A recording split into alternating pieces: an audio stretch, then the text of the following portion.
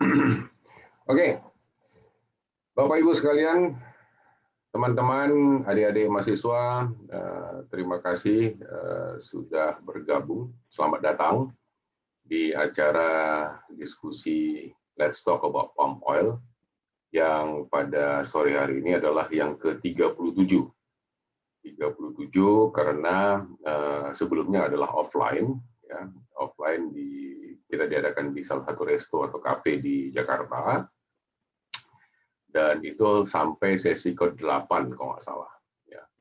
Tapi awal tahun lalu karena adanya pandemi stop, ya, dan kemudian kita beralih ke online mulai April. Dan sejak April 2020 diskusi ini hampir setiap minggu, ya, kita adakan. Jadi bermacam topik yang sudah pernah ditampilkan, didiskusikan di acara kita ini, acara diskusi ini. Kreatornya saya, memperkenalkan diri, saya Togar Sitanggang, ya. Moderatornya saya juga, ya. Direkturnya saya juga. Apalagi yang nyusun siapa yang mau akan tampil ya saya juga, ya. Semuanya saya. Jadi pemegang kunci utama dari Let's Talk About Palm Oil ini. Saya share sedikit ya, Let's Talk About Palm Oil, ini adalah sesi ke-37, 15.30. Sesi kita sudah mulai. Kalau yang belum mendengarkan suara saya, mohon dicek, ya, mohon diklik join audio supaya bisa mendengarkan. Untuk media sosial saya, bagaimana untuk menghubungi saya, silahkan follow saya di Instagram, Diskusi Sawit, atau di Twitter, Togarino. Di YouTube, beberapa dari diskusi yang terdahulu sudah saya tampilkan, ya, rekamannya di YouTube. Ada sekitar 10 sesi mungkin, ya, 10 sesi 10 sesi rekaman yang sudah saya tampilkan di sana. Dan Bapak Ibu kalau ingin melihat sesi-sesi terdahulu, silakan kunjungi channel YouTube saya, Diskusi Bersawit. Ya. Dan ini juga merupakan email daripada diskusi ini. Nomor handphone saya yang sangat perlu Bapak Ibu catat kalau memang ingin mendapatkan paparan nanti dari Teni, mohon nomor saya agar disimpan supaya Bapak Ibu bisa menerima, karena saya mengirimnya tidak melalui email tetapi melalui WhatsApp, dan WhatsApp hanya memperkenalkan Bapak Ibu, teman-teman, adik-adik untuk menerima bahan paparan ini dari saya jika dan hanya jika nomor saya disimpan. Ya, kalau Bapak Ibu tidak menyimpan nomor saya, teman-teman adik-adik tidak menyimpan nomor saya, ya nggak nyampe nanti ininya paparan yang akan saya kirim nanti. Jadi tolong kalau memang mau untuk mendapatkan paparannya, ya tolong disimpan. Rundown-nya simple, ya, seperti saya katakan tadi bahwa hampir 2 jam, ya, 2 jam diskusi ini hanya satu narasumber. 2 jam diskusi hanya satu narasumber. Intinya narasumber melakukan paparan 20 sampai, ya, kita bilang 20-30 menit, sisanya adalah diskusi. Jadi mohon diperhatikan, ya, paparannya, dan juga kita bisa berdiskusi bersama. Dan tidak melulu bahwa pertanyaan itu bisa diajukan kepada narasumber. Komentar yang dilakukan oleh teman-teman peserta bisa juga dikomentari oleh yang lain-lain, tetapi ya jangan menjadi kalau sudah panas ya agak diredamkan dikit lah, ya. Do's and don't, matikan mic selama acara, ya. Kalau mau bertanya nanti mendapatkan perhatian dari saya, raise hand-nya ataupun sampaikan pertanyaan melalui chat, ya, fasilitas chat. Kalau boleh pertanyaan dan komentar hanya dalam 3 menit supaya kita bisa memberikan kesempatan kepada yang lain. Dan karena ini adalah rekaman juga, ya tolong kalau bisa video ya daripada Bapak Ibu teman-teman adik-adik juga dihidupkan pada saat ingin memberikan komentar nanti. Ya. Tidak memakai nama institusi kalau bisa ya pakailah nama sendiri ya karena kita ingin berkenalan satu dengan lain, bukan kenalan dengan PT Ibu Bapak Ibu ya, kita ingin kenalan dengan orangnya langsung dari teman-teman adik-adik semua. Tidak menyela ya pembicara ya atau peserta sebelum dipersilahkan. Dan tidak merekam sesi diskusi ini karena nanti toh juga akan ada di YouTube ya, akan saya tampilkan di YouTube. Begitu saya kira. Sekali lagi selamat datang kepada peserta yang sudah hadir pada sore hari ini. Di saya itu yang terregister itu ada sekitar 146 orang, ya, 146 nama. Saat ini kita sudah 67 orang, 68, 69, nanti biasanya akan naik terus. Dan semoga tidak terlalu banyak yang kesulitan untuk join, karena sepertinya ada beberapa yang ya ini begitu nanti tadi mulai diskusi saya akan mencoba untuk membantu yang registrasi yang masih belum bisa masuk. ya itu biasa karena kita terlalu sering dengan apa istilahnya mendapatkan link diskusi ataupun mendapatkan Zoom ya link Zoom dan langsung klik ya tidak ada mendaftar. Jadi ini agak berbeda sedikit. Silakan Teni untuk dimulai.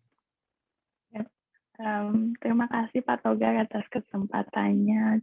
Saya share screen. Ya, pertama-tama terima kasih untuk Pak Togar udah diberi kesempatan untuk bicara untuk di acara Let's Talk About Palm Oil ini. Saya udah ikut ini dari tahun lalu juga dan kadang berandai-andai gitu ya. Kapan ya saya bisa share informasi di sini untuk memberi istilahnya informasi lah ya untuk teman-teman yang ada di sini seperti itu. Di sini karena terkait dengan palm oil atau kelapa sawit, kami melakukan beberapa penelitian tentang kelapa sawit juga gitu. Jadi untuk kesempatan kali ini saya akan presentasi tentang cellulosic ethanol. Cellulosic ethanol ini adalah biofuel generasi kedua. Apa sih generasi kedua gitu? Bagaimana nanti proses produksinya akan saya paparkan. Yang di sini kita fokusnya di limbah kelapa sawit. Oke. Sebenarnya kalau kita ngomongin masalah limbah ya untuk biofuels, karena saat ini untuk topik hari ini kita akan bicara limbah biofuel generasi kedua. Generasi kedua ini yang berasal dari biomasa selulosa. Sementara ada juga limbah generasi pertama gitu. Contohnya lemak hewani atau misalnya limbah minyak ikan atau yang biasa kita temuin setiap harinya itu minyak goreng atau jelantah itu juga termasuk dalam limbah biofuel generasi pertama. Untuk pada row yang pertama ini di sini ada 5 contoh limbah, sebenarnya ada lebih banyak lagi. Kami melakukan riset juga di sini. Ini kebanyakan ingredient and produknya untuk limbah generasi pertama yang kita list di sini itu bisa dijadikan biofuels biodiesel atau green diesel yang sekarang sedang dikerjakan Pertamina. Sementara untuk limbah biofuels generasi kedua ini untuk topik hari ini bisa dijadikan cellulosic ethanol atau etanol, bioetanol yang kita kenal. Juga sebenarnya bisa dijadikan untuk bahan baku green diesel juga nantinya seperti itu. Cuman karena di sini kita mau fokus ke cellulosic ethanol, oke.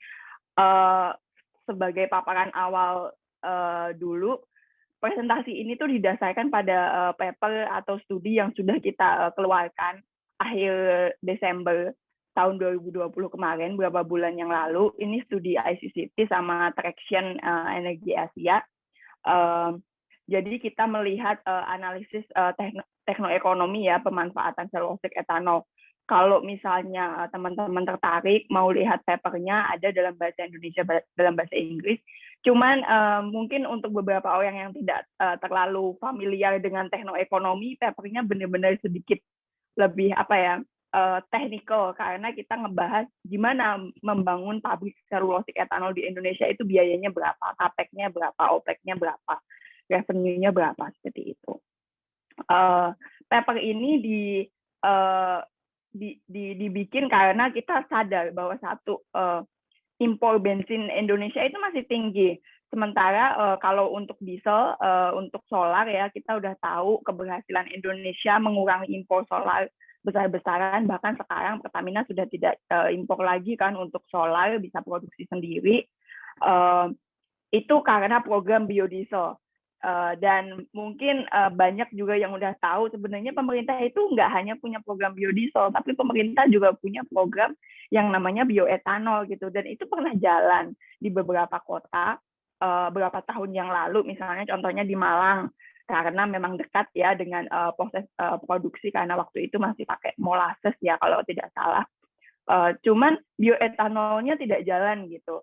Ada yang bilang karena harganya terlalu tinggi, dan ada yang bilang juga feedstock-nya kurang gitu. Nah, dari sini kita mencoba melihat bahwa sebenarnya Indonesia ini punya feedstock atau ya bisa disebut bahan baku ya, yang melimpah, yang bisa dijadikan untuk bahan cellulosic etanol gitu. Nanti di mana cellulosic etanol ini jadinya etanol kan, bisa di blending dengan bensin dan bisa mengurangi impor bensin kita seperti itu. Kemudian apa sih sebenarnya yang dimaksud dengan cellulosic etanol? Seperti yang tadi disebutkan, sebenarnya ini adalah BBN ya, atau biofuel generasi kedua. Dia membutuhkan teknologi yang lebih maju, dia membutuhkan proses yang lebih rumit dibandingkan dengan etanol konvensional. Kita kalau di ICCT nyebutnya etanol konvensional, atau biasanya bioetanol yang dari stretch atau yang dari ragi atau dari gula ya, seperti itu. Nah, biomasa selulosa ini bahan bakunya dari apa? Maksudnya biomasa selulosa ini mencakup apa aja? Dia mencakup residu pertanian kebanyakan, tapi juga termasuk di sini kayak kayu-kayu hasil pembongkaran seperti itu juga, solid waste juga masuk di situ. Nah, cellulosic etanol ini membantu menghemat gas rumah kaca ya, yang lebih besar gitu dibandingkan dengan etanol first generation atau generasi pertama, karena memang dia posisinya limbah, dia ada atau tidak ada tuh akan tetap di situ. Jadi kalau kita pakai ya itu yang benar-benar gas rumah kaca savingnya besar gitu. Selain itu juga kalau kita mengembangkan cellulosic etanol, itu kita bisa membantu meningkatkan kualitas udara gitu dengan memanfaatkan residu pertanian ini, yang mungkin ada praktek di beberapa tempat ya di Indonesia yang residu pertanian ini dibakar gitu-gitu aja gitu. Jadi daripada dibiarkan dibakar begitu saja, mungkin bisa gitu ya digunakan sebagai bahan baku untuk membuat biofuel. Nah, berikut ini gambaran fermentasi yang disederhanakan. Saya dan rekan saya kita punya paper namanya Biofuels Production Pathway khusus untuk Indonesia. Seperti tadi yang dibilang Pak Togar, nanti kalau ada pertanyaan, ketertarikan tentang biofuel secara general bisa ditanyakan atau bisa menghubungi saya di kesempatan waktu ya, karena di paper kita yang ini Biofuel Production Pathway, kita nggak hanya ngomongin cellulosic etanol, kita ngomongin gimana sih produksi etanol itu sendiri, gimana produksi biodiesel, gimana produksi green diesel, dan juga kita menyentuh gimana proses gasifikasi, proses anaerobic digestion yang untuk menciptakan biogas dari pome gitu. Ini semuanya juga hampir dari semua ini terkait dengan palm oil juga gitu ya. Jadi kalau nanti ada yang tertarik bisa menghubungi saya, kita mungkin akan ada webinar tentang ini gitu. Belum ditentukan waktunya. Dan oke, kembali lagi untuk gambaran fermentasi. di sini ini yang membedakan. Kita bisa lihat di sini bahwa biomasa selulosa dia sangat dia harus melalui pretreatment karena posisi dia yang feedstocknya itu kan karena bahan bakunya keras ya, itu harus dipecah supaya selulosanya itu bisa dijadikan gula gitu. Nah, di sini biomasa selulosa ini sama dengan biji-bijian pati itu dia akan melalui proses hidrolisis. Tapi satu hal yang perlu digarisbawahi bahwa walaupun kedua bahan baku ini melalui proses yang sama, hidrolisis nanti sebelum masuk ke fermentasi, itu proses hidrolisis untuk biomasa selulosa, untuk selulosik etanol itu jauh lebih susah. Karena memang ya untuk memecah ligninnya, memecah selulosanya itu perlu teknologi yang lebih lagi kayak gitu. Sementara untuk etanol yang biasa mungkin kita semua udah pernah lihat etanol yang dari misalnya tebu ya, dari molasses gitu, itu kan jatuhnya di tanaman dari gula gitu. Jadi mereka tidak perlu melalui hidrolisis, mereka hanya perlu melakukan ekstraksi gula kemudian langsung pergi ke fermentasi. Perbedaan flow diagram chart di sini ini yang membedakan tingkat kematuran atau tingkat seberapa mature, seberapa ini well established sih, nggak sih ininya bisa dibilang apa ya, produksinya ini, karena dengan semakin banyak flow yang ada di sini, ini otomatis untuk investasi semakin tinggi juga seperti itu, dan biaya untuk produksi pun karena dari flow ini ada pretreatment, ada hidrolisis juga semakin tinggi juga kalau dibandingkan dengan etanol dari yang berbasis tanaman gula seperti itu. Nah, dari fermentasi ini nanti kemudian bahan baku itu melalui proses distilasi dan dehidrasi yang kemudian end produknya itu etanol. Nah, di sini saya mau memberi note, di sini ada produk sampingan. Produk sampingannya kan ada di DDG. DDG itu kalau di luar negeri ya, misalnya di Amerika gitu ya, DDG ini digunakan sebagai pakan ternak. Jadi bisa dijual seperti itu. Dan lignin ini lignin ini bisa di-combust menjadi energi, dan itu nanti end produknya bisa menjadi untuk pemanas, untuk heat, atau bisa jadi untuk listrik. Nah, khusus untuk etanol dari selulosik etanol ini ya, kemungkinan kita tidak akan mendapatkan end product DDG ini, tapi kita ada produk lignin. Juga selain lignin, kita juga ada produk yang namanya wastewater. Jadi air limbah ya. Nah, air limbah ini tadi kan lignin bisa diubah menjadi listrik ya. Jadi pabrik selulosik etanol itu bisa memproduksi listriknya sendiri, atau kalau misalnya listriknya udah dipasok dari power yang lain, bisa mungkin dijual gitu ya. Masih belum tahu sih ya, kalau di Indonesia itu kan harus PPA dulu sama PLN gitu ya. Nah, tapi listrik ini bisa dijual gitu, dan di studi kami juga kami memperhitungkan kalau listrik ini dijual berapa revenue-nya, berapa keuntungannya seperti itu. Nah, untuk wastewater yang tadi saya sebutkan sebagai produk sampingan, si wastewater ini, air limbah ini, itu juga bisa diolah lagi melalui anaerobic digestion yang nanti endingnya, end produknya jadi biogas. Jadi in the end, semua produk 100% yang dikeluarkan dari pabrik selulosik etanol ini bisa digunakan, bisa dijual. Jadi nggak ada yang terbuang sia-sia seperti itu. Oke, jadi balik lagi ke studi kami ya. Jadi di studi kami ini karena kami fokusnya di kelapa sawit, ada beberapa, kami mengambil kalau tidak salah sekitarnya tiga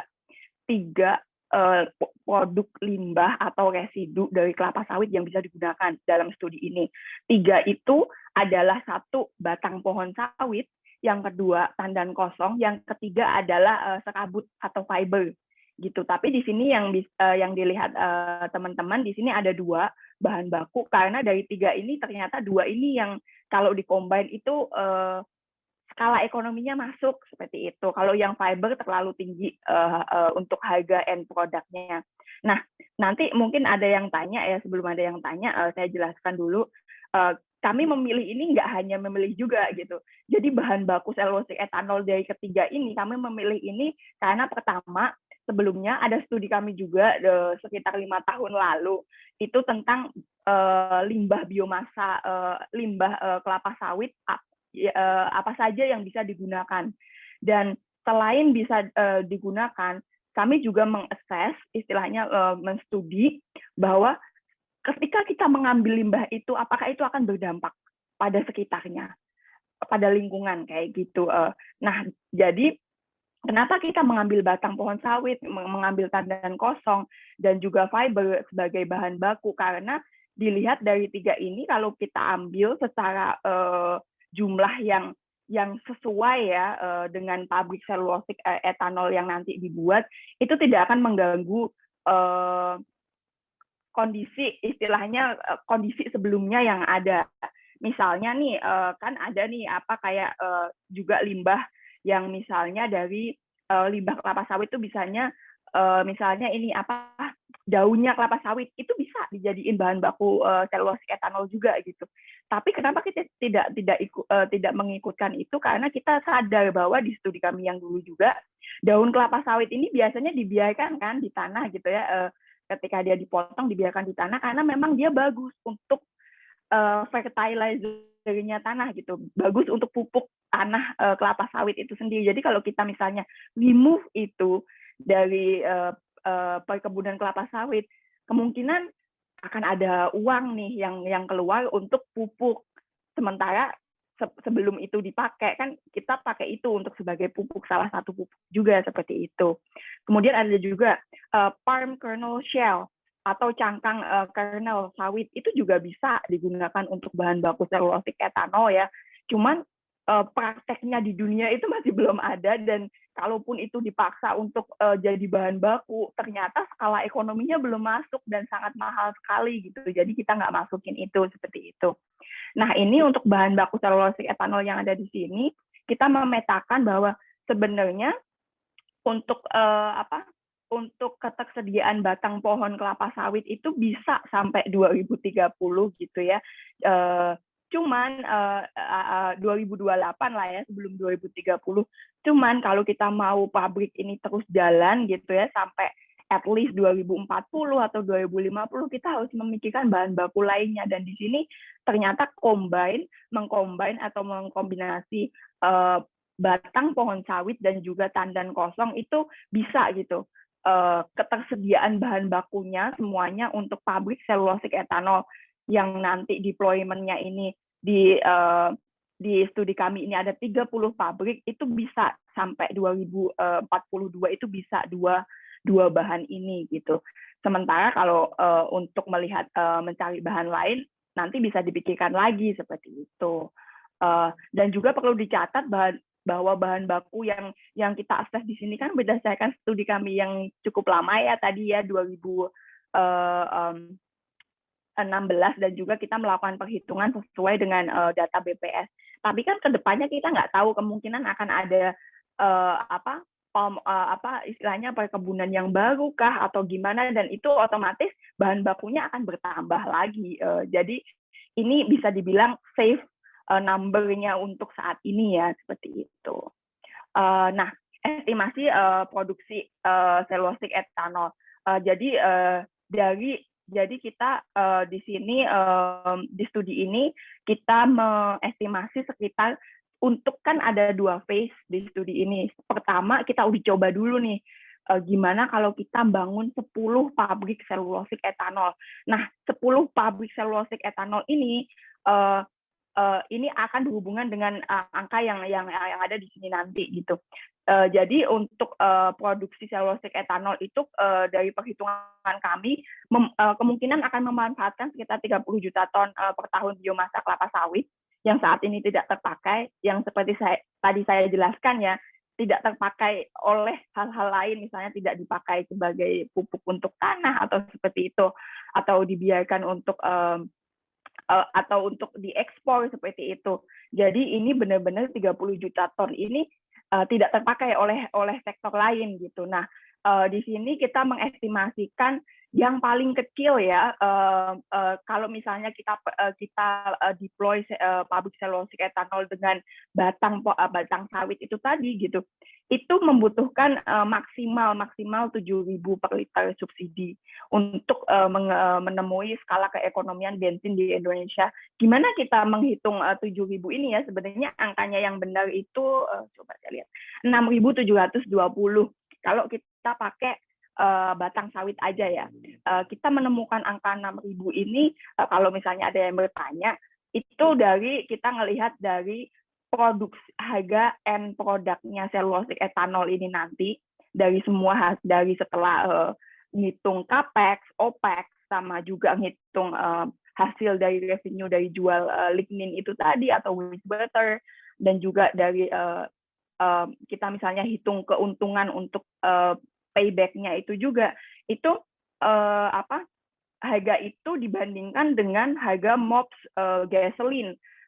Jadi di situ kita nemu 6.700 itu 6.700 itu untuk kalau kita pakai batang sawit aja. Tapi kalau misalnya kita pakai fiber itu bisa lebih tinggi dari ini, subsidinya bisa mencapai sekitar 13.827 gitu. Tapi dari range ini 6.700 itu tadi ya sampai 13.800 itu kalau kita taruh Indonesia di skala global ya, itu termasuk murah gitu untuk subsidi ini, karena di negara lain gitu ya, misalnya di Eropa gitu ya, studi kami 2019 itu menemukan bahwa subsidi yang dibutuhkan itu sebesar 16.000 gitu, karena memang salah satu alasannya di sana feedstock-nya mahal. Nah, di Indonesia ini nih, karena kita kan negara pertanian, sebetulnya berkali-kali negara pertanian kan, kita punya feedstock banyak sekali nih. Jadi ini yang membuat selulosik etanol itu cukup menarik gitu untuk Indonesia kalau dibandingkan dengan ini dikembangkan di Amerika atau dikembangkan di mana di Eropa seperti itu. Nah, kemudian yang ketiga, kalau misalnya kita deploy 30, pertama kan 10 pabrik dulu ya. Per pabriknya itu kapasitasnya satu pabrik, kita menghitung kapasitasnya satu pabrik itu sekitar 70.000 liter selulosik etanol yang bisa dihasilkan. Itu tinggal ngaliin. Dan kalau misalnya di 2030, let's say ya, atau 2032 gitu ya, kita bisa berhasil membangun 30 pabrik selulosik etanol, itu bisa menghasilkan sekitar 2 miliar liter etanol per tahun. Dan ini setara dengan 4% permintaan bensin tahun 2019 gitu. Nah, di 2 miliar liter etanol ini perlu dicatat juga bahwa belum ada di dunia ini yang bikin sebanyak ini. Jadi kalau Indonesia maju dengan ini, udah pasti otomatis Indonesia itu akan jadi kayak yang mungkin kita bisa jadi kayak Brazil kedua. Brazil kan saya kenal ya sukses dengan bioetanolnya. Kita nih udah kan ya udah sukses dengan biodiesel gitu ya, udah memimpin produksi kita tinggi, kita berhasil menekan solar. Saatnya nih kalau kita pursue gitu ya, lebih jajaki gitu, pemerintah misalnya mau gitu masukin selulosik etanol ini part of proyek strategi nasional gitu ya, karena ini juga membantu mengurangi impor bensin juga kan. Itu udah pasti kita akan jadi pemimpin di dunia, karena so far di dunia produksi etanol nggak sebanyak ini, selulosik etanol nggak sebanyak ini gitu. Nah, juga ada perlu catatan juga ya di sini bahwa dari angka ini tadi kan angka subsidi ya segini ya, sebenarnya angka subsidi bisa lagi ditekan lagi, ditekan lagi kalau yang tadi saya sebutkan, kalau misalnya selulosik etanol ini masuk ke program pemerintah, misalnya program strategis nasional gitu, kayak sekarang kan yang masuk program strategis nasional, program Green Fuels gitu ya. Kalau masuk program strategi nasional kan kemungkinan dapat privilege ya, privilege misalnya nih corporate tax-nya dikurangin dari 25% jadi 20% atau 15%. Terus nanti dengan membangun pabrik selulosik etanol ini, karena ini kan istilahnya masih teknologinya masih sangat maju, masih sangat bisa dibilang limited ya di dunia. Kita di paper ini mengasumsi bahwa kita akan impor nih semua istilahnya unit yang digunakan untuk pabrik ini. Nah, unit yang diimpor ini kan pasti kena import duty gitu ya, kena pajak gitu, kena juga tarif dari pemerintah. Kalau tarif itu dihilangkan gitu aja, itu pasti mengurangi harga produksi end produknya selulosik etanol itu gitu. Jadi ada banyak cara gitu untuk mengurangi berapa harga akhirnya ini dengan memberikan banyak insentif gitu untuk mengembangkan pabrik selulosik etanol ini gitu. Oke. Nah, selain karena walaupun papernya fokus di kelapa sawit ya, tapi selain kelapa sawit juga kita juga melakukan pemetaan, hitung secara singkat-singkat aja sih produksi potensi bahan baku lainnya gitu di Indonesia gitu. Kalau misalnya mau bangun pabrik selulosik etanolnya itu seluruh Indonesia gitu ya, di beberapa tempat yang berbeda kan nggak semua pulau punya kelapa sawit ya, misalnya ada di pulau yang di mana gitu ternyata di sana ada banyak jagung gitu ya, produksi jagung, jadi bisa pakai berangkas jagung gitu. Tapi di sini bisa dilihat bahwa sebenarnya residu pertanian yang jerami ini justru yang dari padi ini yang bisa menghasilkan selulosik etanol yang tinggi gitu ya, sampai 40 miliar lebih tinggi gitu dari kelapa sawit itu tadi. Tapi perlu juga dicatat bahwa here we go. Jadi dari studi sebelumnya, dari proyek selulosik sebelumnya yang ada di EU gitu ya, dan juga di Amerika Serikat gitu ya, itu salah satu tantangannya itu adalah kerusakan peralatan karena kontaminasi bahan baku. Nah, kontaminasi bahan baku ini diambil karena dari residu pertanian yang diambil itu kebanyakan diambil dari tanah gitu kan. Dan itu ada tuh butiran-butiran kecil seperti bisa dibilang apa ya, butiran-butiran batu atau pasir ataupun tanah yang ikut gitu. Nah, itu yang jadinya jadi challenge gitu, untuk jadi tantangan di hal teknisnya. Jadi beberapa pabrik itu alatnya mengalami kerusakan karena ada kontaminasi bahan baku ini kalau misalnya kita menggunakan residu dari pertanian yang lain. Nah, ini yang di sini nih keuntungannya residunya kelapa sawit itu, dari studi kita melihat bahwa sebenarnya residu dari biomasa kelapa sawit ini minim kontaminasi. Makanya kita push biomasa dari kelapa sawit ini lebih dulu daripada biomasa dari pertanian yang lain ya, kayak gitu. Dan juga dari proyek yang ada di luar juga tantangannya masalah finansial, seperti yang tadi saya sebutkan, ini teknologinya tinggi, untuk investor itu akan mikir banget, jadi kayak deploy nggak ya, kayak gitu. Nah, jadi di segi finansial harga bahan baku itu tinggi, penanganan pretreatment-nya juga tinggi kayak gitu. Nah, keuntungan yang Indonesia dapat di sini adalah harga bahan bakunya rendah karena memang berlimpah gitu ya. Dan apalagi kalau misal teman-teman dari, maksudnya kayak memang misal dari perusahaan atau dari petani di kelapa sawit yang ayo kita memajukan program nasional, program Indonesia gitu ya, pemerintah Indonesia. Ayo kita saat ini nggak melulu mikirin harga gitu ya. Mungkin kita bisa jual bahan baku ini ke pabrik selulosik etanol dengan harga yang cukup miring, karena ini membantu juga gitulah ya ekonomi Indonesia untuk mengurangi impor itu tadi, kayak gitu misalnya. Terus kemudian kenapa sih kita perlu menggunakan bahan baku limbah gitu ya untuk biofuel, atau kita perlu mengembangkan selulosik etanol? Dari kami melihat bahwa pertama memang Indonesia itu memiliki bahan baku yang berlimpah dan murah gitu. Sayang gitu kalau ini nggak dipakai gitu ya. Dan juga kita juga dengan mengembangkan selulosik etanol ini kita membantu mengurangi impor bahan bakar dan memperkecil defisit perdagangan ya, yang kemarin-kemarin sering diributin ya.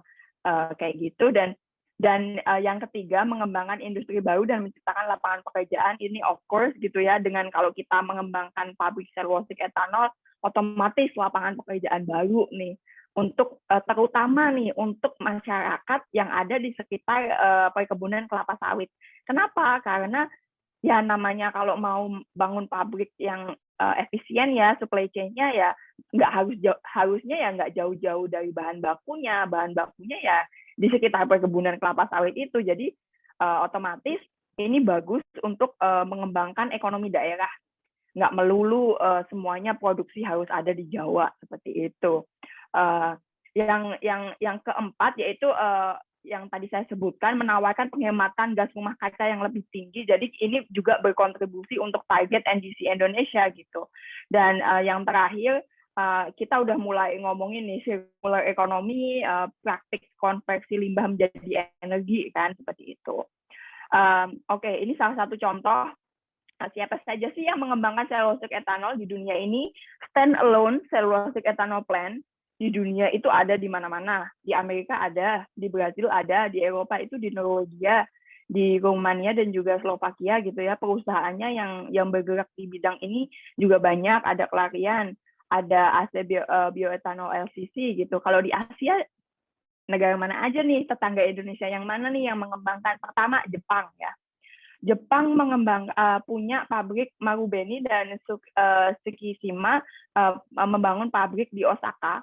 Dia mengolah limbah kayu dan di situ dia menghasilkan 1,4 juta liter per tahun. Masih kecil kan ini angkanya kalau dibandingkan dengan angka selulosik etanol kita tadi gitu. Jadi memang Indonesia itu super ya, istilahnya limbahnya itu banyak banget, bisa mengolah lebih besar dari yang Jepang punya gitu. Terus ada juga Thailand gitu, Serenium Corporation ini membangun pabrik gitu ya di tempat yang namanya Sarabumi. Itu dia berkapasitas 3 juta liter per tahun. Kemudian ada juga India ini salah satu negara yang juga sangat ini ya getol-getolnya dia mengembangkan cellulosic ethanol. Di India itu ada Praj Industri, itu dia memiliki fasilitas demo dan memang berencana mau mendirikan pabrik selulosik etanol ya di daerah Maharashtra seperti itu. Di Cina juga ada. Nah, di Cina itu pabrik selulosik etanolnya memproses residu jagung yang dikerjakan oleh Long Life Group. Nah, ini salah satu contoh aja di India. Di sini bukannya cuman mau memberikan contoh bahwa di India itu cellulosic ethanol itu akan dikembangkan secara besar-besaran dan itu mendapat 100% mendapat dukungan gitu dari pemerintah. Dukungannya itu dari Kementerian Ministry of Petroleum and Natural Gas gitu ya. Mungkin kalau nanti yang tertarik ada yang tertarik mau tahu lebih lanjut bisa dicek sendiri nanti di websitenya mereka. Jadi si Ministry of Petroleum dan Natural Gas ini memberikan dukungan keuangan gitu untuk mengembangkan cellulosic ethanol. Dukungan keuangan ini misalnya memberikan funding cap gitu ya kayak gitu. Nah mungkin tadi saya lupa ya menyebutkan bahwa selain apabila nih pemerintah Indonesia mau memberikan dukungan gitu ya keuangan untuk pabrik cellulosic ethanol ini, sebenarnya dukungan keuangannya itu ada dua. Satu melalui subsidi tahunan yang tadi saya sebutkan 7.000 per liter gitu ya, untuk minimal 7.000 per liter itu subsidi tahunan. Itu kalau di total untuk deployment pertama ya 10 pabrik selulosik etanol dengan kapasitas pabrik per pabrik itu 70.000 liter ya, itu jumlahnya kalau misalnya pakai batang sawit aja, maksudnya batang sawit dan juga tangkos ya, itu jumlahnya subsidi per tahunnya itu dari 4,7 triliun sampai 6 triliun.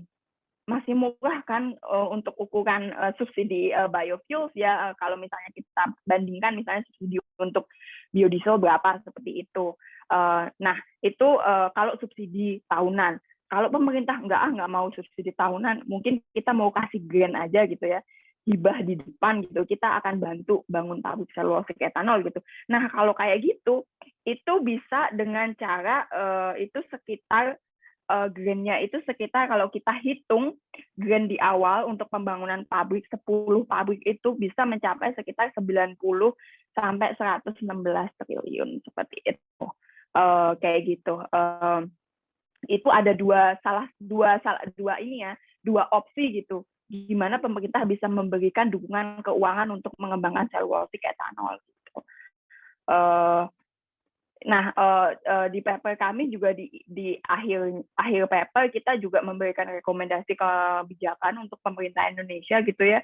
Yang pertama yang sangat basic itu adalah mengeluarkan kebijakan yang mendukung residu kelapa sawit itu sebagai bahan baku biofuel seperti itu. Dan juga selain itu memberikan insentif gitu ya yang tadi saya sebutkan, subsidi produksi dan hibah investasi. Kemudian yang tidak kalah pentingnya adalah memperluas infrastruktur jalan nih untuk mendukung rantai pasok cellulosic ethanol ini tadi gitu. Dan juga mungkin bisa ditingkatkan lagi dengan pemerintah berinisiatif untuk menetapkan kawasan ekonomi khusus di sekitar fasilitas cellulosic ethanol gitu. Jadi bisa mendapatkan beberapa privilege gitu ya. Dan juga yang terakhir mengintegrasikan cellulosic ethanol ini ke dalam program peningkatan oktan bensin gitu ya, dan ini juga cellulosic ethanol kan juga lebih bersih ya untuk emisinya, jadi itu bisa membantu mengurangi polusi udara dari kendaraan juga gitu. Mungkin ini yang terakhir. Jadi kesimpulannya dari paparan saya ini, sangat disayangkan sampai sekarang kebijakan biofuel kita tuh masih fokus pada biofuel generasi pertama ya. Sudah saatnya kita kita maju ke biofuel generasi kedua, karena memang sekarang di luar pun juga udah mulai nih rame gitu ya. Ayo kita mengembangkan biofuel generasi kedua. Yang kedua, Indonesia itu memiliki potensi besar gitu untuk menggunakan residu pertanian ini gitu untuk residu kelapa sawit terutama ya untuk mendukung program biofuels-nya. Tapi program biofuels ini nggak akan jalan tanpa dukungan pemerintah atau yang di sini bisa dukungan regulasi atau subsidi seperti itu. Nah, kalau ada pertanyaan bisa email saya. Cuman satu yang terakhir, ini kan paparan saya tentang cellulosic ethanol ya. Cuman perlu teman-teman yang tertarik di sawit juga perlu aware juga bahwa limbah kelapa sawit ini, kalau misal nih cellulosic ethanol ini maksudnya beberapa gini, pemerintah nggak mau ngembangin cellulosic ethanol atau investor terlalu risky untuk mengembangkan cellulosic ethanol. Terus diapakan nih limbah kelapa sawit ini kayak gitu ya?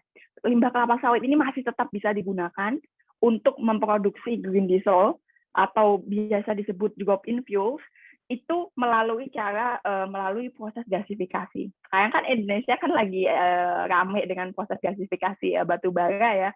Mungkin kita nggak tahu 20 tahun lagi Indonesia udah kayak kita udah stop pakai coal nih, kita stop pakai batu bara, kita mau pakai biomasa gitu.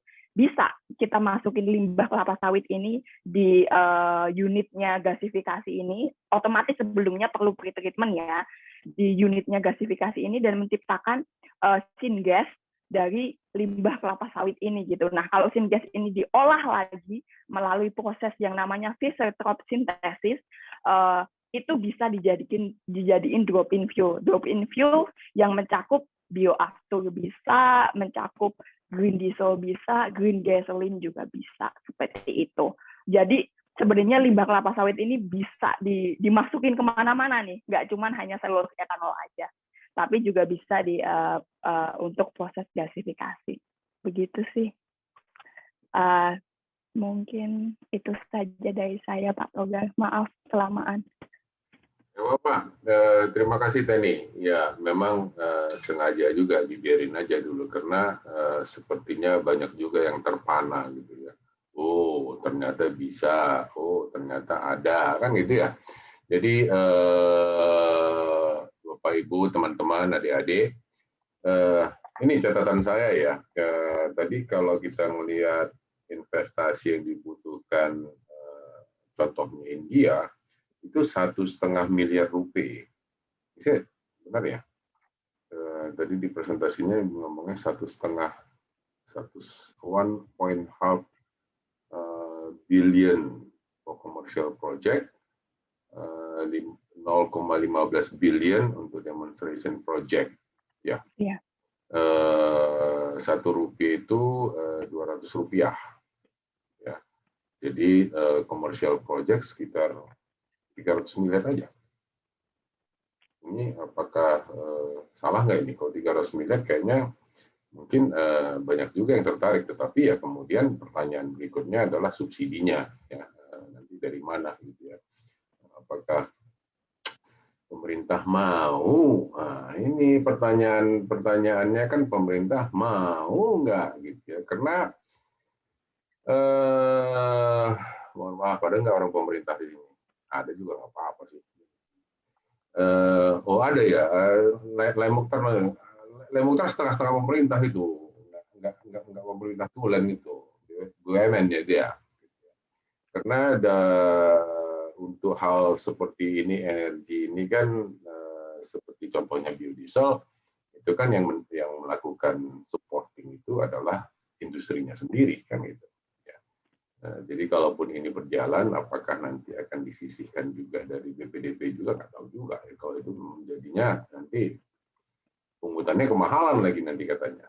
Ya, jadi ini sesuatu yang ya idenya sangat baik ya, karena pikir-pikir 7.000 subsidi ini memakai Pertalite atau Pertamax harganya 7.000 ya. Mestinya Pertalite ya. Pertalite berarti sekitar per liternya 15.000 bioetanol ini. Iya, kalau dari kami sih kita tidak melihat Pertalite-nya, Pak. Jadi kami menghitungnya MOPS-nya dari Singapura langsung. Oh, MOPS ya. Ya, MOPS, mengikuti MOPS. Ya, kurang lebih 15 ribuan kali ya ininya. 15 ribuan sebenarnya juga mungkin kalaupun disubsidi nggak sampai 7.000 juga kali ya. Tapi ya anyway. Oke. Teman-teman, Bapak Ibu, adik-adik yang ingin bertanya silahkan untuk raise hand, atau tadi yang satu pertanyaan yang sudah muncul itu dari Risna ya.